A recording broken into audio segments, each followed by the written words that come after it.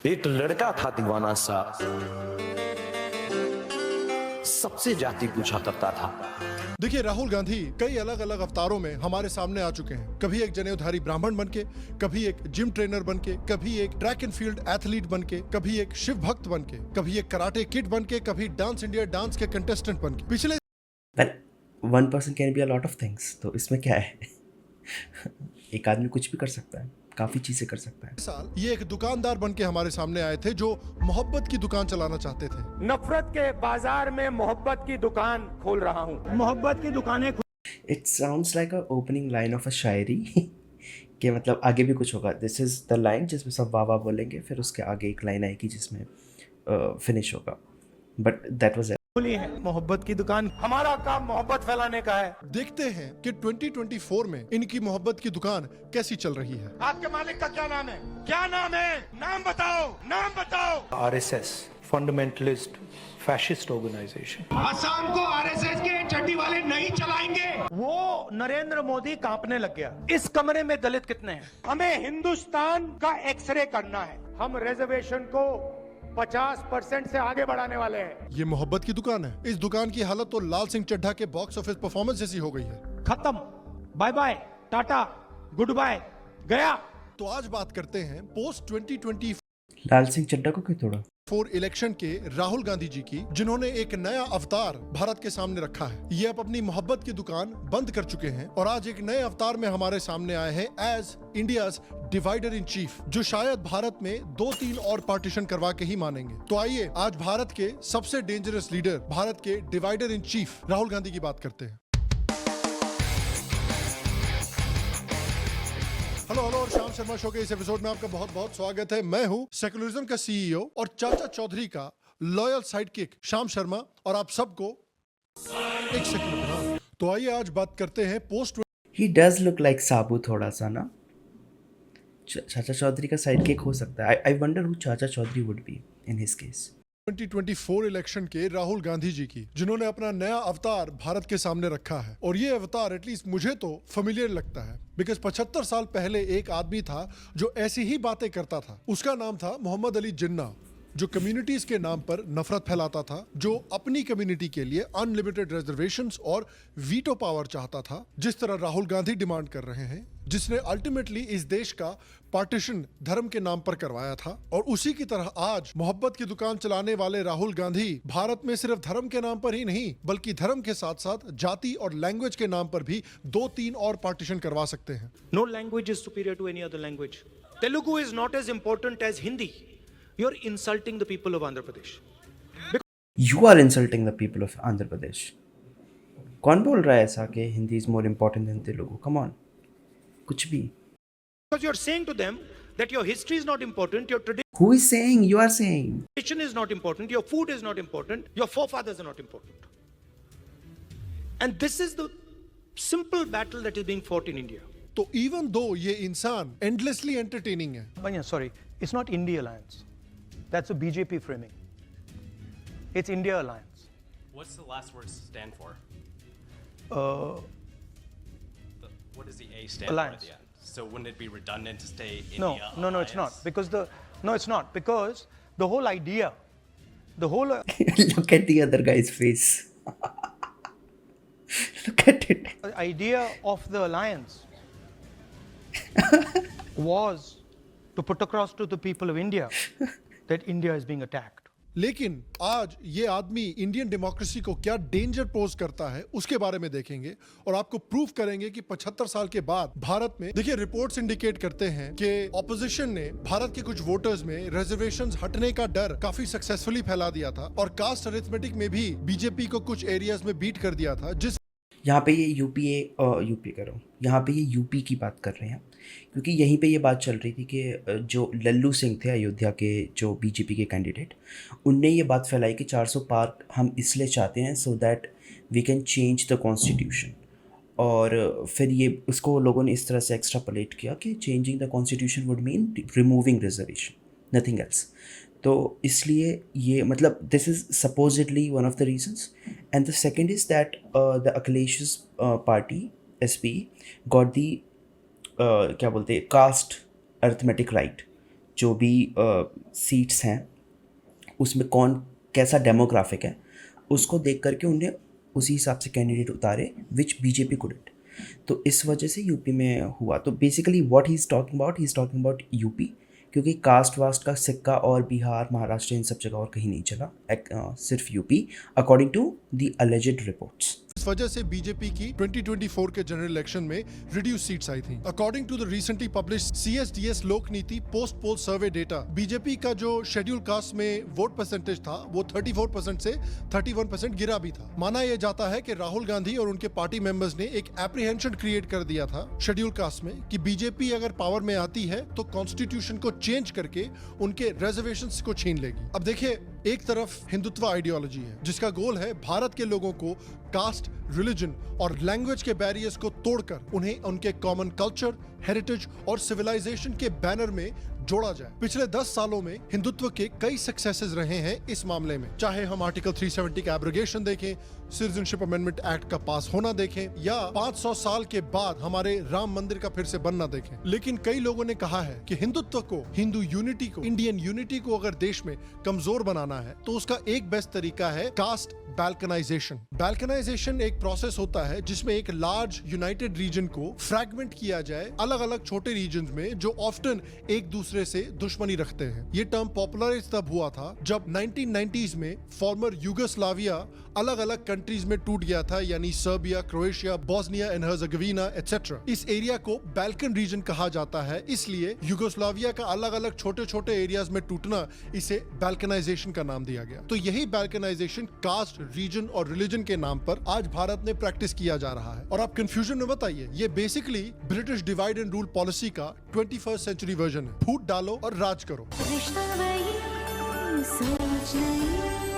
देखिए, divide and rule का result तो हमने देखा ही था, इंडिया और पाकिस्तान में पार्टीशन। और ये जो कास्ट बैल्कनाइजेशन हो रहा है यानी डिवाइड एंड रूल 2.0, जो आज कांग्रेस और राहुल गांधी जी की नई नेशनल पॉलिसी बन गई है, इससे कहीं आगे जाते हुए एक और पार्टीशन ना हो। और इसी कास्ट बैल्कनाइजेशन यानी डिवाइड एंड रूल 2.0 को आज के वीडियो में हम डिटेल में देखेंगे। तो देखिए, राहुल गांधी की डिवाइड एंड रूल 2.0 पॉलिसी के कुछ इंपॉर्टेंट की स्टोन्स हैं, लेकिन सबसे इंपॉर्टेंट की स्टोन है caste based division. Rahul Gandhi जानते हैं कि अगर हिंदुत्व को हराना है, अगर उनको देश पर राज करना है, जिसे वो अपना डिवाइन राइट मानते हैं, क्योंकि उनके ग्रेट ग्रैंडफादर, उनकी दादी, उनके पिताजी और उनकी अम्मी जान जिन्होंने रोबोट के थ्रू किया था, ये सब लोग देश के प्राइम मिनिस्टर रह चुके हैं। तो इनको भी लगता है कि इनका बेसिकली डिवाइन राइट है प्राइम मिनिस्टर की गद्दी पर बैठना। तो इस डिवाइन राइट को पाने के लिए ये कोई भी टोटका अपनाने को तैयार है। और इनका But the sad part is, सिर्फ वही ऐसा नहीं सोचता है।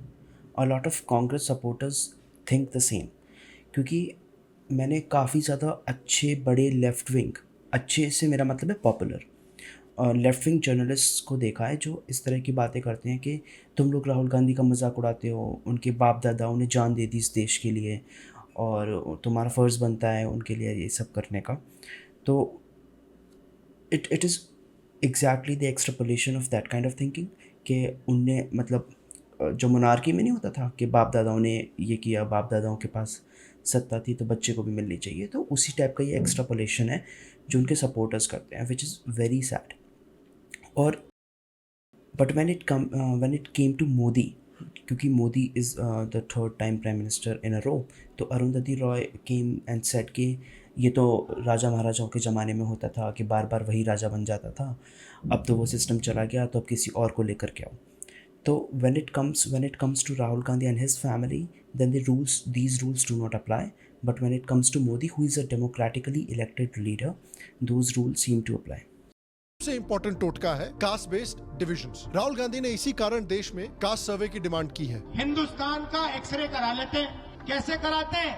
जाति जनगणना। इन्होंने अपने कैंपेन्स में भी कास्ट सर्वे को सपोर्ट किया था। कमलनाथ जी, जैसे ही आप अस्पताल गए, पहला काम क्या हुआ? डॉक्टर ने पहला काम क्या किया बताइए? पहला काम डॉक्टर ने एक्सरे लिया, MRI लिया। इन्होंने अपने स्पीचेस में, अपने इंटरव्यूज में इंडिकेट करने की कोशिश की है कि जो अपर कास्ट है वो लोअर कास्ट हिंदुओं से उनके बेनिफिट्स छीनते हैं, और बीजेपी उनको ऐसा करने में मदद कर रही है, जिस नैरेटिव को लेके वो शेड्यूल कास्ट और ओबीसीज को मैनिपुलेट करने की कोशिश कर रहे हैं। और इस नैरेटिव का पार्शियल सक्सेस 2024 में देखने के बाद ये इस स्टैंड पर और भी अग्रेसिव हो गए हैं। अगर एक बात मत भूलिए, जाति जनगणना को हम यहाँ पास करके दिखाएंगे। लेकिन यहाँ आती है सबसे आयरॉनिक बात इस पूरे सिचुएशन की, क्योंकि जब ये नेशनल लीडर बनकर उभर रहे थे तब ये कास्ट और कास्ट डिविजन और कास्ट की जो बात होती है भारत में उसके बिल्कुल खिलाफ थे। I don't see it as a Dalit or upper caste or lower caste. As far as I'm concerned, there is a poor human being and I'm going to his house. This differentiation occurs in the media.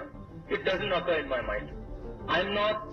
I personally don't believe in the caste system. एकदम इन्होंने वक्त बदल दिया, जज्बात बदल दिए, जिंदगी बदल दी। और देखिए इनहेरेंटली कास्ट सर्वेज में कोई प्रॉब्लम नहीं है। Caste surveys in fact I am sure सभी पार्टीज। तो ये तो होता ही है यार जी, जो भी सोशल मीडिया पे ट्रेंड्स दिखते हैं उसके बेसिस पे जो इनके एडवाइजर्स होते हैं, ठीक है, एनालिस्ट होते हैं, वो ये बताते हैं कि ठीक है इस टॉपिक को थोड़ा ट्रैक्शन मिल रहा है तो परस्यू दिस टॉपिक एग्रेसिवली, तो उससे तुम्हें वोट मिल सकता है, फ़ायदा मिल सकता है। तो the stance keeps on changing.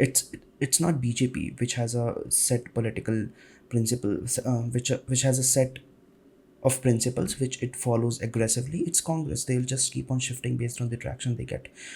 तो वो तो होते ही रहता है। Plus Rahul Gandhi, okay, there is in all fairness we should make this distinction कि जो स्टेटमेंट अभी इसने दिखाया था पुराना वाला, where he says that I do not personally believe in caste system, what he meant is कि मेरे माइंड में कास्ट में कोई डिफरेंस नहीं है। So if I am going to a Dalit's house, then I'll go to a Brahmin's house. तो मेरे mind में वो कोई डिस्टिंक्शन नहीं है। For me, they are both of them are same. But when he talks about this caste census, where he's talking about कि even though it is not in my मतलब मेरे लिए नहीं है, but it is a reality in society, तो फिर उसकी जनगणना करना बहुत important है। मतलब this is his argument. I'm not saying I agree with it. तो वो बोल रहा है कि सोसाइटी में डिस्क्रिमिनेशन है, तो उसको बारे में जानना, उसके बारे में कौन सी कास्ट का कितना पुअर है ये जानना ज़रूरी है। That is his argument. तो there is distinction between these two clips और दीज टू आर्ग्यूमेंट्स इस्तेमाल करती हैं इंक्लूडिंग द बीजेपी, ये देखने के लिए कि इलेक्शंस में कैंडिडेट्स का कास्ट मैट्रिक्स कैसे डिसाइड करना है, कैसे लोकल से लेके नेशनल लेवल पर लोगों को रिप्रेजेंटेशन देनी है उनके कास्ट के हिसाब से, ताकि कोई भी कास्ट अंडर रिप्रेजेंटेड ना हो।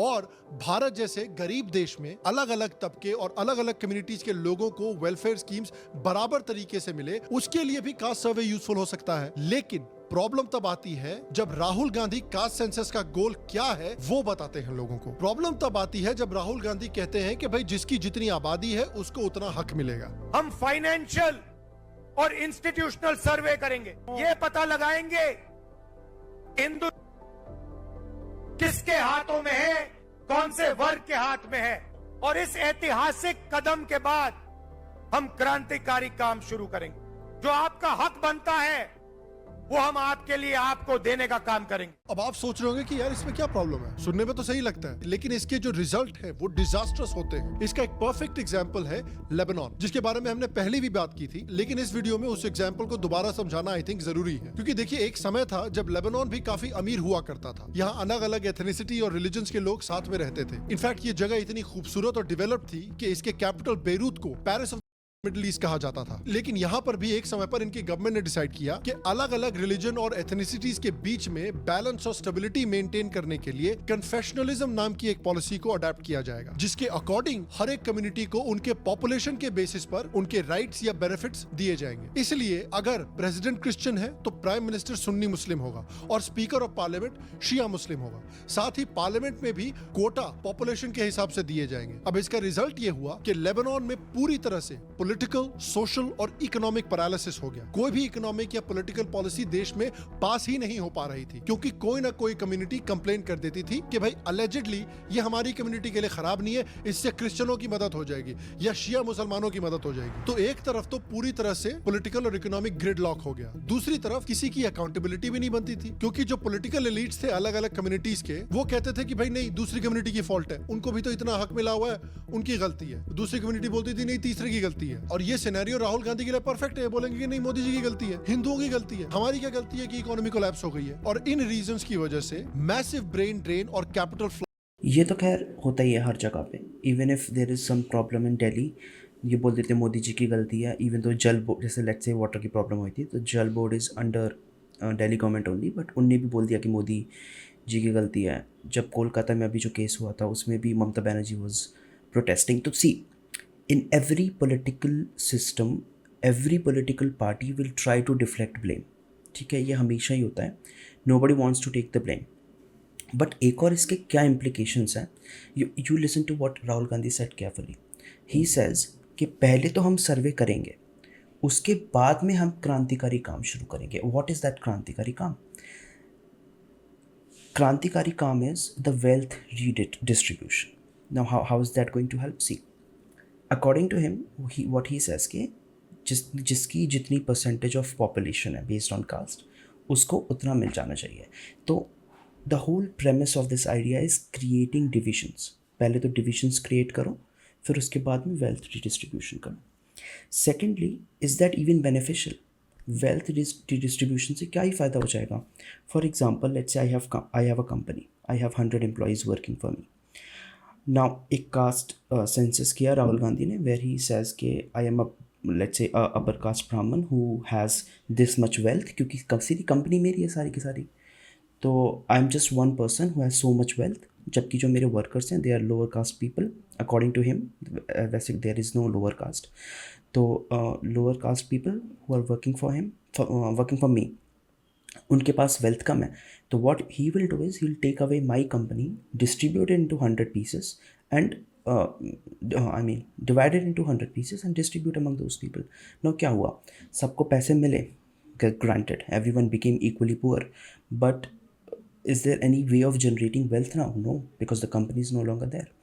So what you did is you destroyed the capitalist who was actually generating wealth and you made everyone equally poor.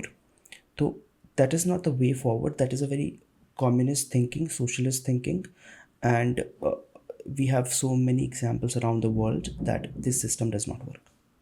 Flight Lebanon से शुरू हो गया. लेबनीज पाउंड फरवरी 2023 तक अपनी 98% वैल्यू लूज कर चुका है. 2022 में लेबनान की इन्फ्लेशन 171.2% हो चुकी थी, जो दुनिया का सबसे हाईएस्ट इन्फ्लेशन रेट्स में से एक है. और इतनी प्रॉब्लम्स होने के बावजूद लेबनान के जो पॉलिटिकल लीडर्स हैं वो नेसेसरी रिफॉर्म्स लाना नहीं चाहते. उनको बस इससे मतलब है कि उनके कम्युनिटी को बेनिफिट्स मिले ताकि उनकी कम्युनिटी खुश रहे और उनकी कुर्सी बची रहे. और इतना कम था तो ऊपर से वहां के लोग और भी बेनिफिट्स और कोटास पाने के लिए लेबनान में पॉलिटिकल वॉरफेयर शुरू हो गई. लेबनान के जो सुन्नी मुस्लिम्स थे वो पैलेस्टाइन के सुन्नी मुस्लिम्स को अपने देश में सेटल करने लगे ताकि उनका पॉपुलेशन बढ़े और उनको एक्स्ट्रा बेनिफिट्स मिले. और इस पॉपुलेशन वॉरफेयर का रिजल्ट ये हुआ कि लेबनान में 25 साल तक एक घमासान और ब्लडी सिविल वॉर चली, जहां पर उनकी क्रिश्चियन कम्युनिटी काफी बुरी तरह से इफेक्ट हुई. इनफैक्ट एक समय पर Lebanon was the only place in the middle east जहां पर क्रिश्चियनिटी डोमिनेंट थी. लेबनान की क्रिश्चियन पॉपुलेशन 60% से भी ऊपर हुआ करती थी और आज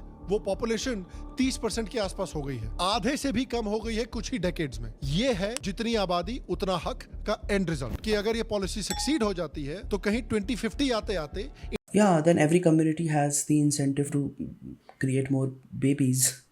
फिर तो बस अपनी पॉपुलेशन किसी तरह बढ़ाओ ताकि हमारा हक बढ़े. तो see the pi, the amount of wealth will remain the same. बस क्या होगा, उसको लेने वाले लोग ज़्यादा हो जाएंगे. तो everyone will become equally poor, which is the communist motto from the beginning.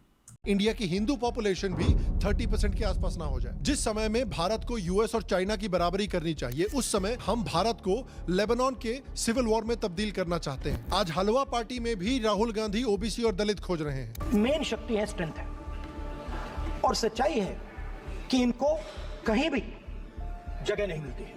कुछ लोग हैं भारत में जो स्पोर्ट्स टीम्स में भी और प्राइवेट सेक्टर में भी रिजर्वेशंस लाने की बात कर रहे हैं. क्या पता कल को राहुल गांधी गद्दी के लिए इन चीजों को भी सपोर्ट कर दें. और देखिए, एक बात मैं यहाँ पर क्लियर कर देना चाहता हूँ कि ये जो सारी चीजें राहुल गांधी जी कर रहे हैं ना, ये ड्रामा है. ड्रामा क्यों? क्योंकि आप खुद देखिए इनकी पार्टी का क्या हाल है. आज कांग्रेस की किसी भी स्टेट में कोई बैकवर्ड कास्ट से सीएम नहीं है. हिपोक्रेसी की भी सीमा होती है.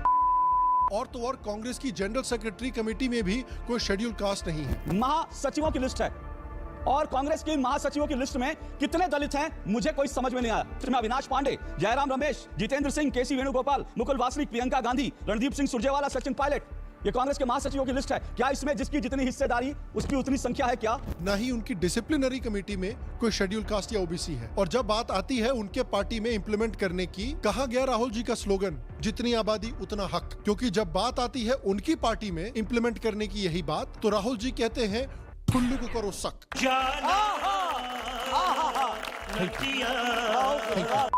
और आयरनी एक और है कि छाती पीट पीट कर जो बंदा कास्ट सेंसस करने की बात कर रहा है, उनके खुद के कास्ट के बारे में किसी को पता ही नहीं है।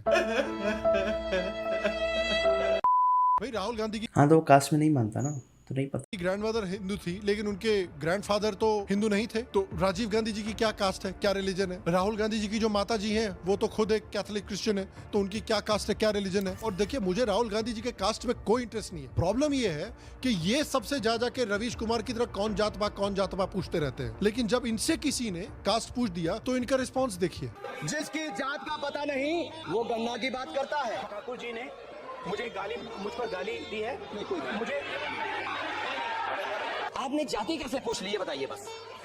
आप जाति कैसे पूछ सकते हैं? Wait a minute. Who are you? क्यों नहीं पूछ सकते? जब जाति जनगणना करने जाओगे तब भी तो लोगों की जाति पूछोगे ना, तो लोगों से पूछ सकते हैं, बट मुझसे मत पूछो। तुम पिछड़े हो कि क्या? नाम क्या तुम्हारा? नहीं, नाम बताओ, इनका क्या है? नाम बताओ। हाँ, मिश्रा जी। अरे मिश्रा जी।